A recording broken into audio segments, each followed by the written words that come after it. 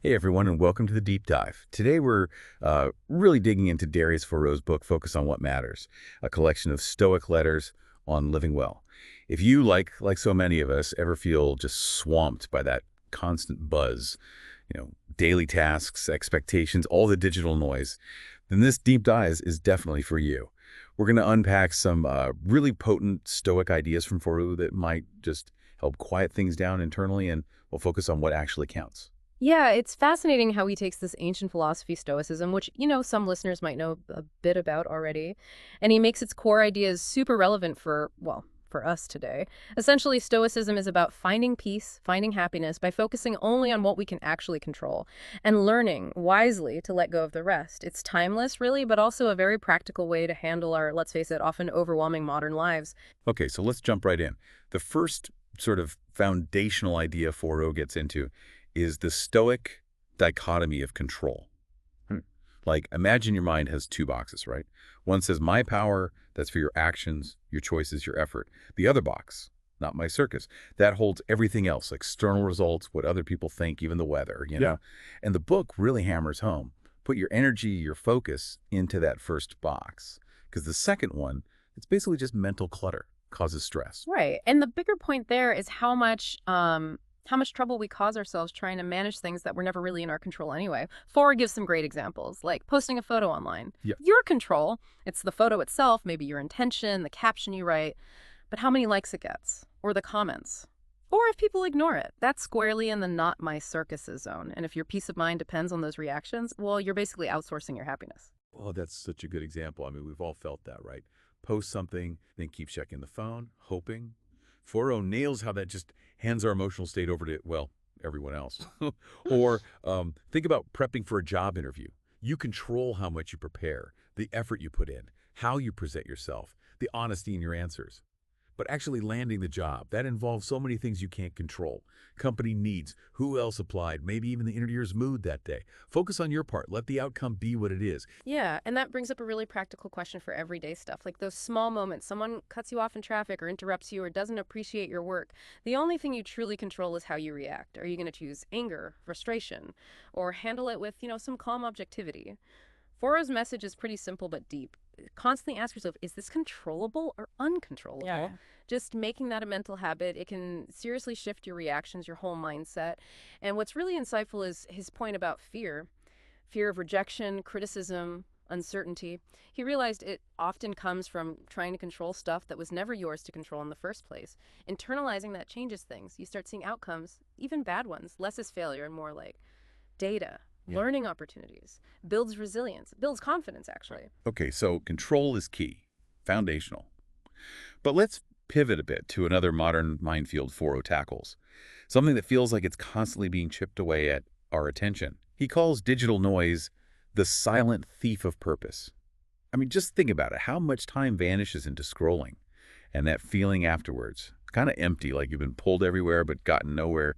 Busy, but not productive. Yeah, it's powerful how Forough describes our attention as our most valuable asset, like our true currency today. Everything we want to achieve, learning something new, better relationships, career stuff, personal growth, it all hinges on how we use our attention. And these platforms, Instagram, YouTube, Twitter, they're designed to fight for it, right? Often pushing shallow engagement, not deep understanding. And the cost isn't just lost time, it's inner peace, creativity, satisfaction. He talks about it leading to half-done work, scattered thoughts, and perpetual dissatisfaction. That hits home. Totally. So what's the deeper reason we get so easily distracted? Forough's a really interesting take. He says the root cause often isn't boredom, surprisingly. It's discomfort. We grab our phones, open that new tab, often as an escape. From what? Maybe anxiety about a task, the effort of deep focus, or even just sitting with our own thoughts. It feels easier to get that quick digital hit than to face the uncomfortable feeling. Exactly. And every time we do that, we sort of weaken our ability to focus long term. It's like a muscle we're not exercising. So how do we, fight back, reclaim that attention currency? The book has some great practical tips. It starts with being intentional about your day. Morning routines, he says, are huge, like actively not checking your phone first thing. Instead, maybe use that first hour for journaling, reading something solid, or doing what he calls deep work. And deep work, just to clarify, is that focused, uninterrupted concentration. Working on one thing that really stretches you mentally. It's where real progress happens. It's the total opposite of shallow work, checking emails, quick messages, bouncing between tabs without really engaging. Thoreau's idea is that training your attention right from the start of the day builds that focus muscle. Yeah, and he also suggests things like time blocking, creating distraction-free zones, even just for, say, 20 minutes. Taking digital detoxes helps too, whether it's for an hour or a whole weekend. And maybe the most interesting one, learning to actually tolerate boredom, just sitting without grabbing for a distraction. It feels weird at first, right? But he argues that boredom can actually spark ideas, bring clarity. It's like your brain, without constant input, starts collecting dots on its own. You might get insights you'd never find while scrolling. Absolutely. At the end of the day, protecting our attention is really about taking back our power, our agency. It means consciously deciding where this incredibly valuable resource goes, using it for growth, for clarity, for meaning. Once you really grasp how valuable your attention is, you naturally become pickier. You start filtering out the noise. Forrest suggests that saving your attention in today's world, that might be the biggest win. It lets us focus on what truly deeply matters. Okay, we've covered control, we've covered attention. Now let's tackle two big emotions. Foroux wants us to rethink fear and regret. He has this line that really stands out. Regret is the echo of values ignored. Wow. He frames it as this powerful signal from your past. If you look back, can you think of those if only I had moments that really speak to that? Yeah, it's a compelling idea. Foroux explains that regret isn't just about mistakes. It's deeper. It happens when our actions are out of sync with our core values. So regret acts like a signal, or maybe a mirror, showing us where we ignored what truly mattered to us. And he really pushes us to be proactive, to make values-based decisions now so we don't stack up future regrets. He warns about living by other people's rules or expectations because, well, that's almost a recipe for regret down the line. It's about choices reflecting who you are. That shift, seeing regret as a signal, not just, beating yourself up, that feels really useful. So what about time in all of this? Time. Yeah, Foroux stresses it's incredibly finite. And often the biggest regrets aren't about things we did, but things we didn't do. That dream you shelved, that time you didn't speak up or be vulnerable, that talent you kept hidden, those become the heavy regrets. He encourages us to see regret not as something to drown in, but as a guide, something to help clarify what's truly important moving forward, for growth. Right, regret as a compass, pointing towards a better future. Okay, now let's unpack fear.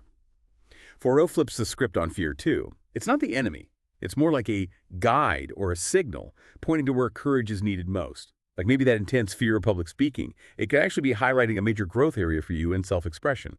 Or the fear of leaving a safe but soul-crushing job for your own thing. That fear might be pointing towards potential freedom and real fulfillment.